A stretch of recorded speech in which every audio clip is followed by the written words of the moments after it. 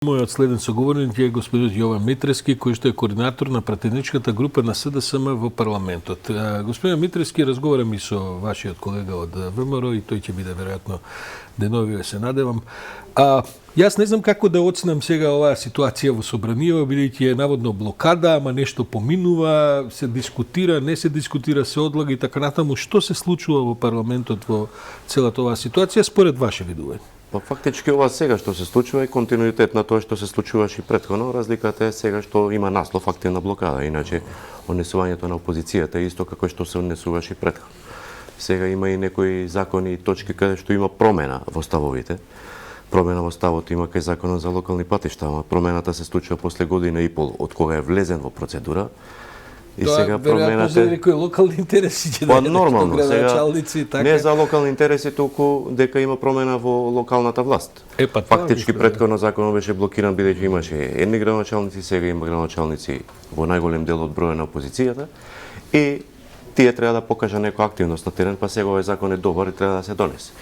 Мислам дека има ретерирање во други закони, дека ќе има дополнително. Меѓутоа, движењето во процедурите е успорено.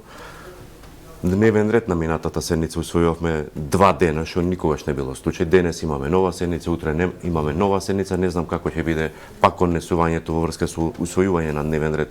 Знаете тоа што се случуваше, 5-та точка прва, не знам 10-та втора, 3-та 17-та, така да некои. Вие сте во контакт со колегите од опозицијата? Значи редовни на последните 2 координации редовни не доаѓаат, значи не се присутни на нашиот официјален дел редовна координација, иначе секако. Тоа е заради официјалниот став за бојкотирање, за блокирање? Да, најверојатно да.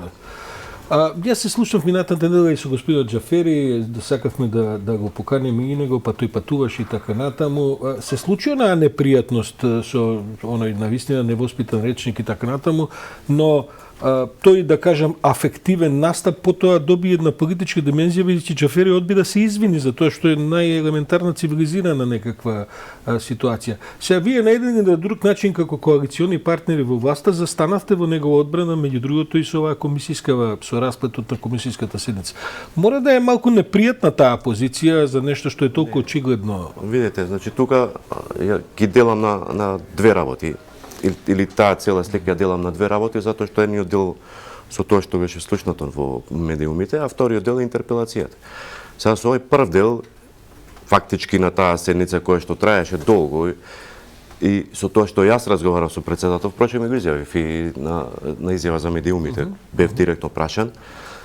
Фактички тоа што го разговарав јас со него претходно, истото го изјави за медиумите, дека тој е однос кон нивната работа, не кон нив лично. Фактички тој покажал и целото раководство на собранието, менаџерскиот тим на собранието и генералната секретарка и председателот, дека после долги разговори, 30 годишни за состојбата на службите во собранието или за нивниот статус, се реши една ситуација пред година дена каде што фактички добија собраницките службеници статус поголем од другите службеници во државата. Ве разбирам, политичар сте и вие. Ако ве фатат на лента, видео, аудио, да го правите тоа, значи ја се друго е во ред, статусот, работата, таму има луѓе што работат, не работат. Фатене председателот, па не тоа е инциденција. Ниту сакам да правдам, ниту ништо, фактички тоа го изјавив.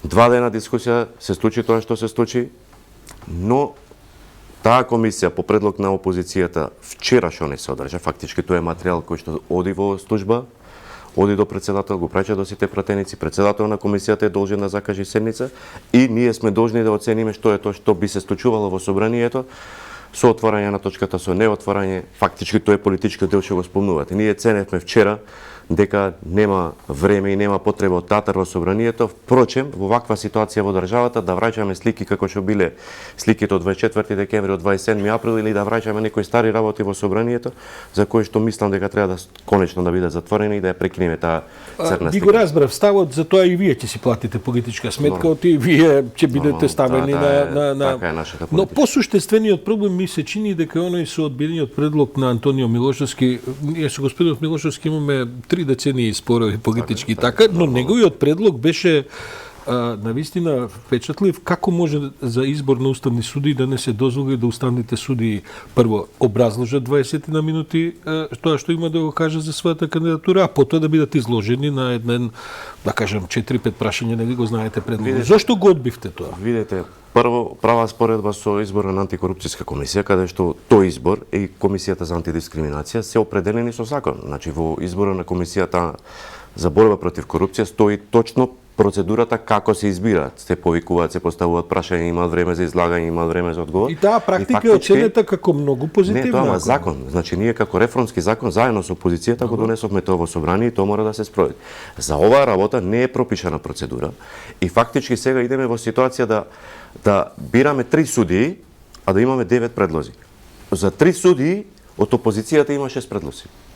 Фактички пак е некој начин доаѓањето на комисијата е фактички начин, барање начин да се оцрнуваат или да се плукаат луѓето, што е дел од политичкиот фолклор. Меѓутоа, тоа не е пропишено и секако не може да влеземе во таква процедура и да одолговлечиме уште. Зошто не можете да влезете? Зошто не би направиле вие интервенција со иновирање на процедурата? Што ви е тоа проблем? Не е тоа Бог знае што, тоа е еден ден плюс. Затоа што целото искуство кажува дека се што не е пропишано во собранието и влегувањето во такви процедури или пракси создава проблем во функционирањето на собранието и утре ќе создава во се друго ако не е пропишано. Ако добро ве разбирам, и од ова што и на ова прашање ми го одговарате, вие мислите дека опозицијата е всушност влезена во едно разлекување, се што може да различат до датумов на протестите или ќе продолжи тоа потоа? Јас мислам дека крева тензијата до максимум до даска, што би се кажало кај нас. Тоа име работа. Ваша работа до да им давате.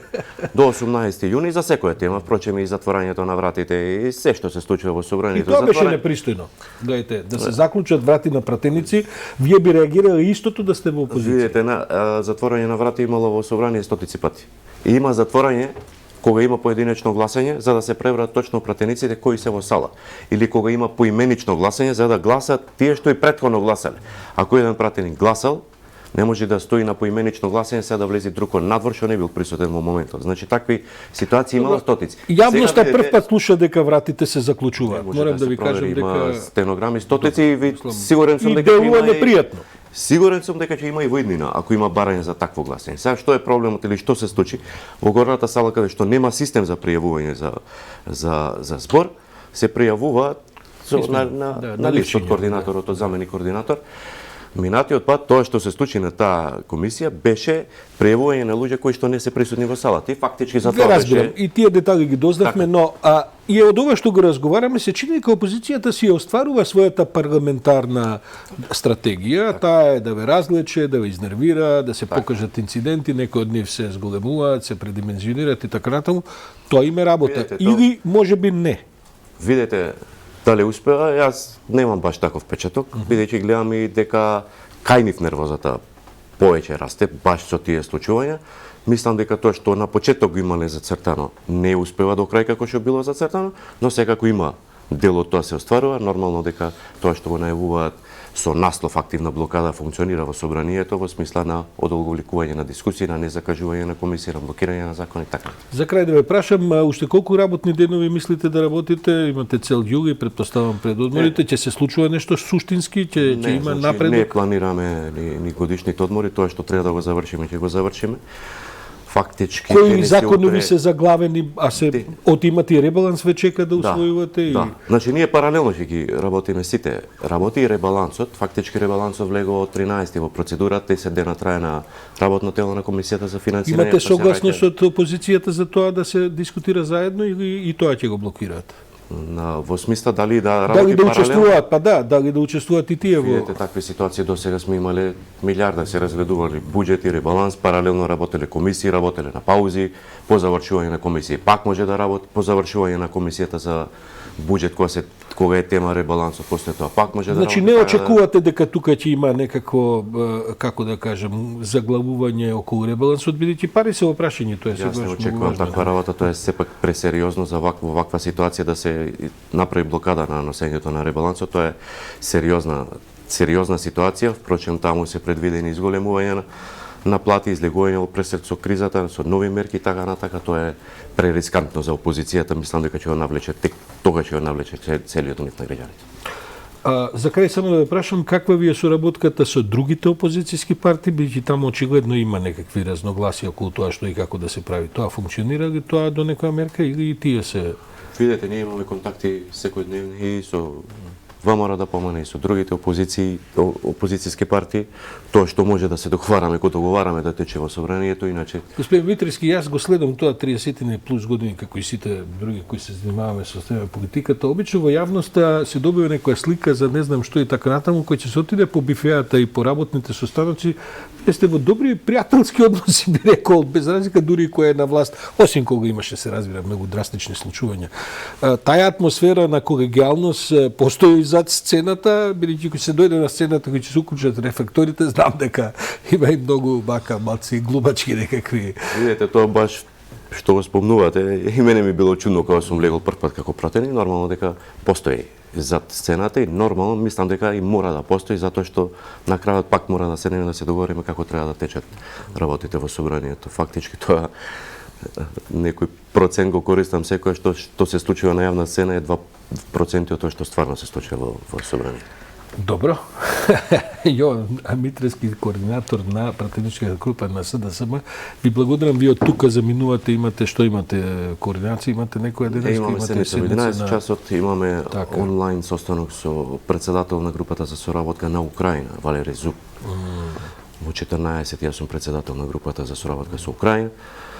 Имаме таков ден, утре пак нова седница, фактички динамична. Ви благодарам за тоа што најдовте време за ова утринско блифирање. Јован Митрески, координатор на пратеничката група на СДСМ во парламентот.